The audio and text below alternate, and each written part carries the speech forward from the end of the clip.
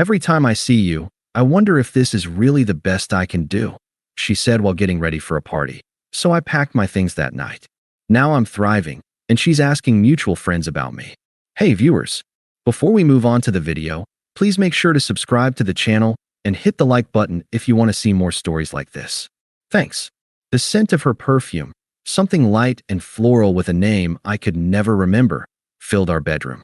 It was the smell of our Friday nights, of dinners out, of lazy Sunday mornings. For 5 years, that scent had been the backdrop to my life. I sat on the edge of our bed, tying the laces of my shoes, watching her. Claire was at the vanity, the one I'd built for her after she'd pinned a picture of it on Pinterest. Her brow was furrowed in concentration as she put in a small silver earring. The soft light from the lamp caught the highlights in her hair, and for a moment, my chest tightened with that old, familiar ache of affection. She was beautiful. She was my person, or so I thought. You look incredible tonight, I said, my voice cutting through the quiet hum of the city outside our window. It was a simple, honest statement. She did. She was wearing a black dress I hadn't seen before, one that hugged her frame in a way that was both elegant and subtly powerful. She didn't turn. Her eyes met mine in the mirror's reflection, but they were distant, like she was looking at a statue in a museum she'd passed 100 times. Every time I see you, she said, her voice flat, devoid of any emotion, I wonder if this is really the best I can do. The words didn't register at first.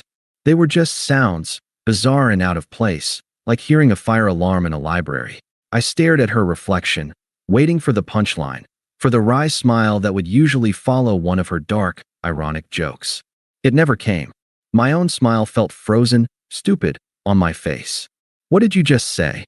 She let out a soft, exasperated sigh, as if I'd asked her to explain a simple concept for the 10th time.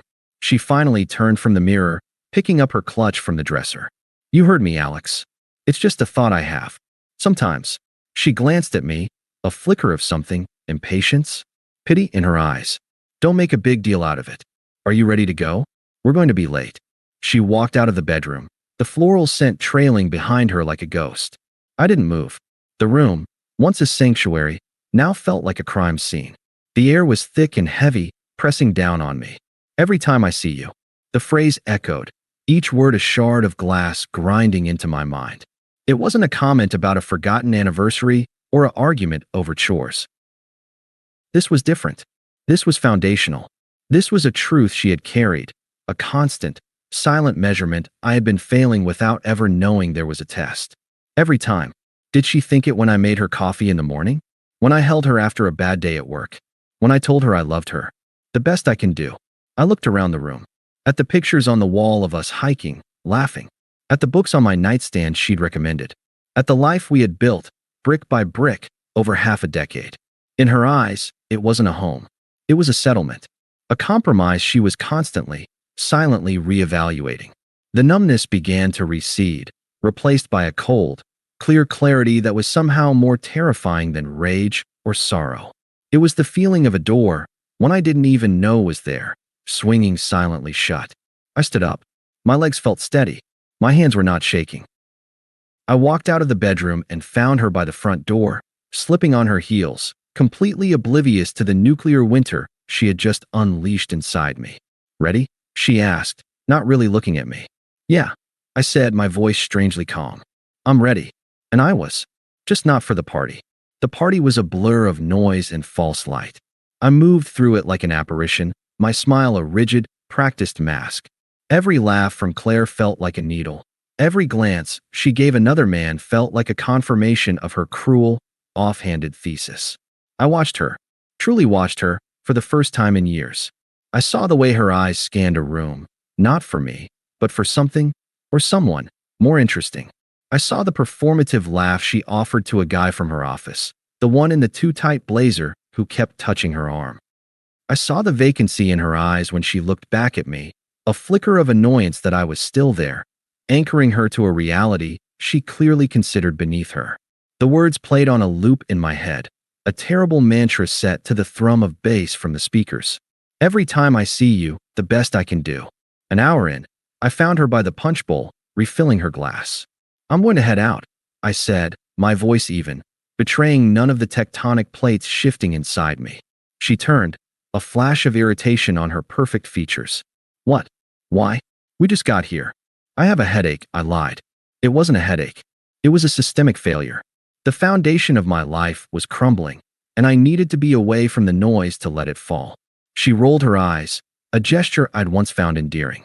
Now it felt like a dismissal of my entire existence. Fine. Whatever. I'll get an Uber later. She was already turning back to the party, her attention a currency she was no longer willing to spend on me. I didn't say goodbye. I just walked out, the cool night air hitting my face like a blessing. The silence of the drive home was deafening, but it was a clean silence. It was mine. Our apartment felt different when I returned. It was no longer a home. It was a set for a play that had just ended its final performance. The lingering scent of her perfume was now cloying, suffocating. The photos on the walls were lies captured in glass and wood. I didn't rage. I didn't cry. I moved with a calm, terrifying efficiency. From the top shelf of the closet, I pulled down my old duffel bag and a single, hardshell suitcase. I started in the bathroom, clearing my shelf of toothpaste, deodorant, my razor. I left the cologne she'd bought me for my birthday 2 years ago. It sat there, a monument to a man she'd been trying to build. In the bedroom, I opened my drawers. I packed my jeans, my t-shirts, my sweaters. I left the cashmere scarf she'd given me last Christmas, the one she said, finally made you look sophisticated. I packed my important documents, passport, birth certificate, social security card, from the lockbox. I took the laptop, my chargers, the book I was reading from my nightstand. I was a surgeon, meticulously removing a malignant organ. I was leaving behind the connective tissue of our shared life, the shared blankets on the couch, the matching coffee mugs, the grocery list stuck to the fridge with a magnet from a trip we'd taken. All of it was part of the best she was settling for, and I wanted no trace of it on my skin. When the bags were by the door, I stood at the kitchen counter, a blank notepad in front of me. What was there left to say? All the love, the history, the future we'd planned. It had been vaporized by a single, casual sentence. I picked up a pen. My hand was steady. Claire, I heard you. You deserve to find the best. I won't stand in your way. My key is on the counter. Do not contact me. Alex, I took a picture of the note with my phone, a cold, clinical act of self-preservation. Then I placed my key on top of the paper, the metal clicking softly against the granite. I slung the duffel over my shoulder and wheeled the suitcase behind me. I took one last look at the apartment, at the life I was walking away from. There was no nostalgia, only a profound and chilling sense of finality. I didn't know where I was going. I drove until I saw the neon glow of a motel sign, the Starlight Inn. It was cheap and looked vaguely sad. Perfect. The room was exactly what I needed, sterile, anonymous, and utterly silent. I dropped my bags on the floor. The adrenaline that had fueled my methodical escape began to fade, and in its place, a crushing weight descended. It wasn't just heartbreak. It was the annihilation of my self-worth. I sat on the edge of the stiff mattress, in the dark, and finally let the silence consume me. The image of her in the mirror, the flatness in her voice, played over and over. And then, my phone buzzed in my pocket. A single, sharp vibration. I pulled it out. The screen glowed in the dark room. A text from Claire. Claire, are you seriously just gone? You're being so dramatic. My Uber's here. We need to talk when I get home. I looked at the message. I looked at the note I'd written, saved now as a digital file. I looked at the duffel bag by the door, containing everything I now owned in the world. My thumb hovered over the screen. Then, with a calm that felt like power, I opened her contact info. I tapped block this caller. A confirmation pop-up appeared. Are you sure you want to block Claire? I was sure. I tapped yes. In the silence of the motel room, I began the long, quiet work of forgetting the sound of her voice. The first week in the motel was a study in silence. It wasn't the empty silence of the apartment, which had been heavy with her ghost. This was a new, raw silence, filled only with the hum of the cheap mini fridge and the distant whine of highway traffic. I didn't cry. I felt hollowed out, scooped clean. The pain was a low, constant thrum, like a toothache of the soul. I spent my first free Monday at a coffee shop with my laptop, the buzz of strangers a welcome anesthetic. I found a real estate website and sorted listings by price, low to high. I wasn't looking for a home. I was looking for a bunker. A place to heal. I rented the first one I saw that was cheap, clean, and available immediately. A studio apartment in a building with no memories, on the other side of the city. It was beige, boxy, and utterly perfect. Moving in was a solitary, surreal experience. My duffel bag and single suitcase looked lost in the middle of the empty space. The echo of my own footsteps was the only sound. I bought a mattress, a desk, a single chair. I didn't decorate. I didn't need to. This wasn't about building a life. It was about building a foundation, and foundations are poured in bare concrete. The silence was my cocoon. I stopped listening to the music we used to share. I cooked simple meals for one. I went to the gym not to get ripped, but to exhaust my body enough to quiet my mind. The rhythmic clank of weights, the burn in my muscles. It was a different, more honest kind of pain. It was pain I could control. Work became my sanctuary. I buried myself in code, in projects, in the clean, logical architecture of systems that behaved predictably. I started staying late, not because I had to, but because I preferred the empty office to the emptiness of my apartment. My boss noticed. "Everything okay, Alex? You seem focused." "I am," I said, and it was the truth. I was focused on the single project of rebuilding Alex. Weeks bled into a month. The sharp, jagged edge of the betrayal began to dull, sanded down by routine and solitude. I started reading again, books I chose for myself.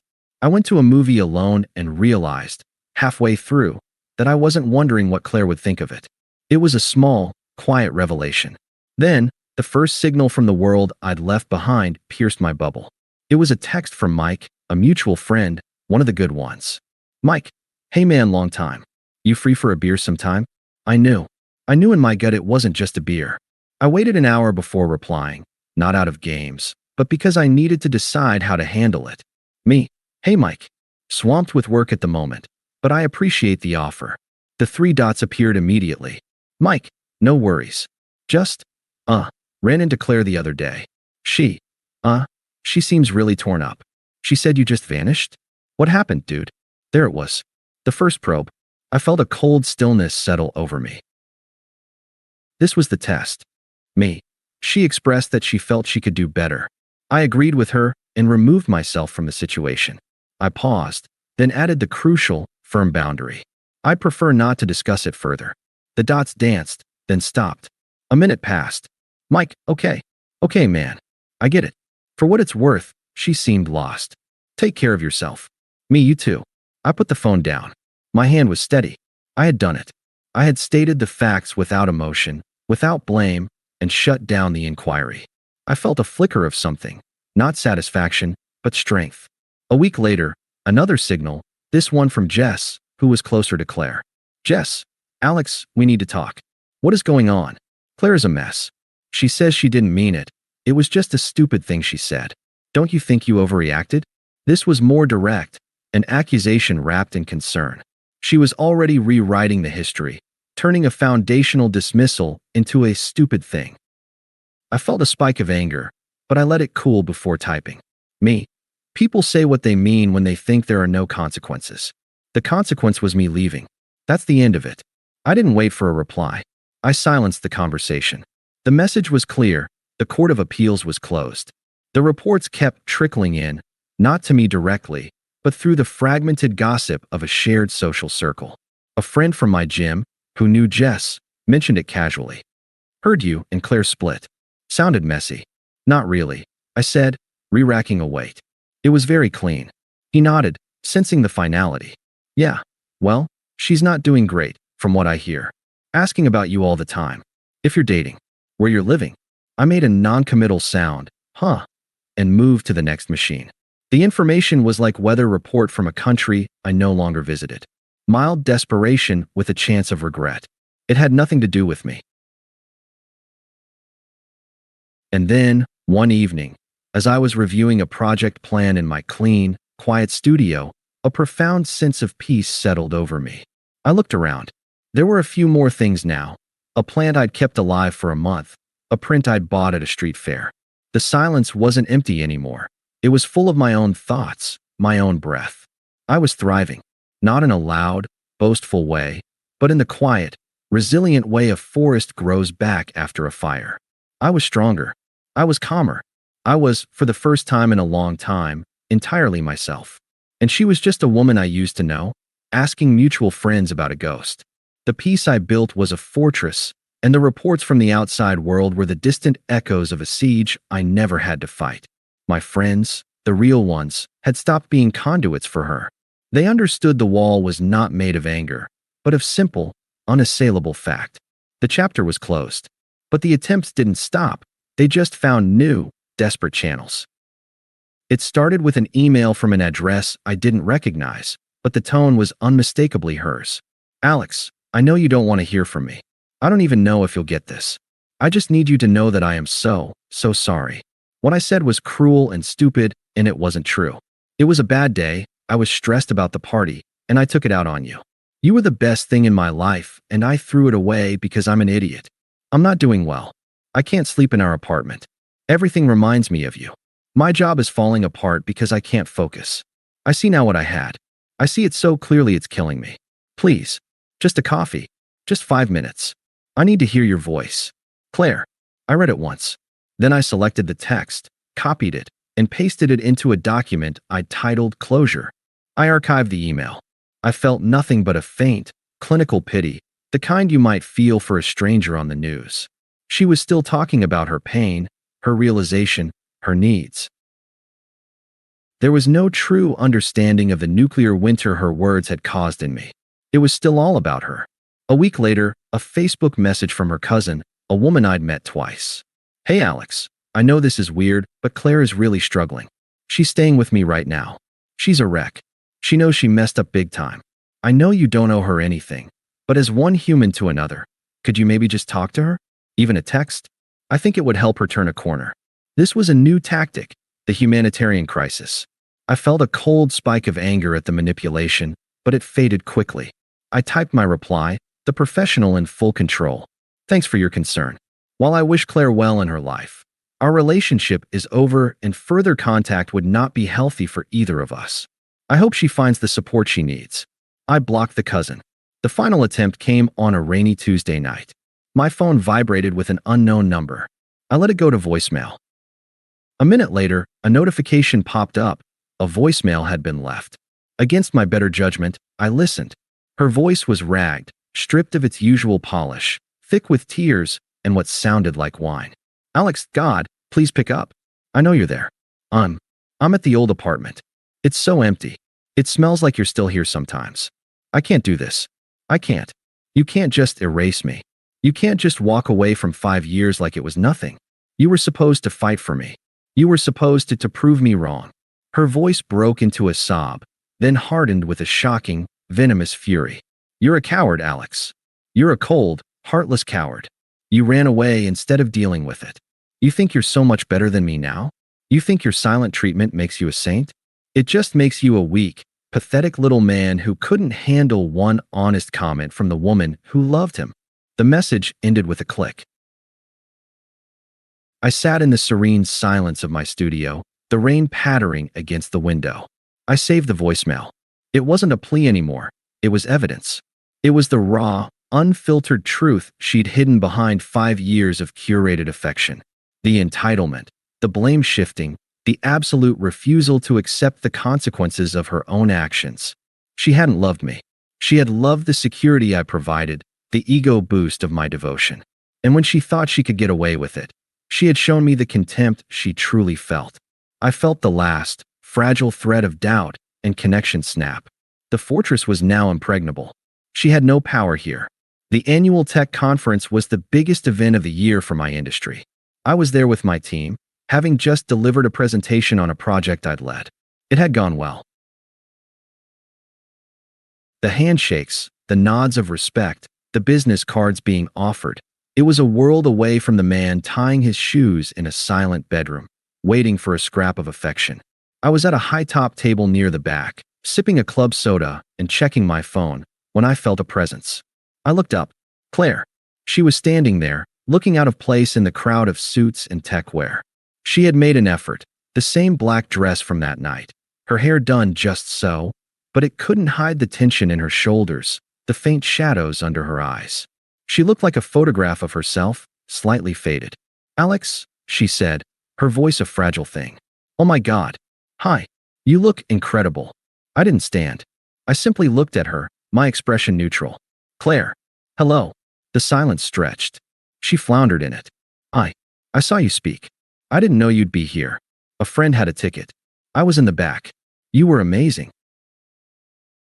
Thank you, I said, my tone polite, the way you'd thank a waiter for refilling your water. I've been hoping to talk to you, she blurted out, her words tumbling over each other. What you heard me say that night, it was the biggest mistake of my life. It was a moment of insane insecurity. I was scared, Alex. Scared of how much I loved you. I didn't mean it. I took a slow sip of my drink, placing it back on the coaster with a soft click. I think you did mean it, I said, my voice calm and even. And you were right to wonder. It just took me hearing it to realize I was also wondering the same thing about you. She physically recoiled as if I'd slapped her. The color drained from her face. What? No, that's not. Alex, please. We had so many years. Can we just get a coffee? Just talk? I've changed. I've been in therapy. I understand everything I took for granted. I looked at her, this woman who had once been the center of my universe. I searched for any flicker of the old pain, the love, the anger. There was nothing. Just a vast, quiet landscape of peace. There's nothing to talk about, Claire, I said, my voice firm but not unkind. It was simply final. That chapter is closed. I've built a life I'm very happy with, and I'm not interested in revisiting the past. Her composure shattered. The desperation I'd heard in the voicemail flashed in her eyes. You can't. I love you. Don't you remember what we had? The trips, the inside jokes, the future? It can't be over like this. It is over, I said, my gaze steady. It has been for a long time. I saw the anger then, the last, desperate weapon in her arsenal. You're really this cold? After everything? I bared my soul to you. I didn't take the bait. I simply looked at my watch, a calm, definitive gesture. I have to go. My team is waiting.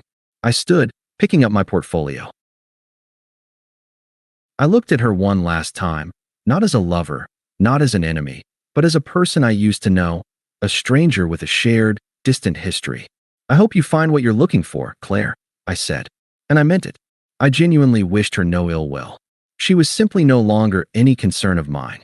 I turned and walked away, merging back into the crowd of ambitious, forward-moving people. I didn't look back. I felt the warm weight of my team's respect, the solid certainty of my own path, the quiet joy of a peace I had built with my own two hands. She was a relic, a footnote, and as I walked towards my future, I didn't feel hate or triumph.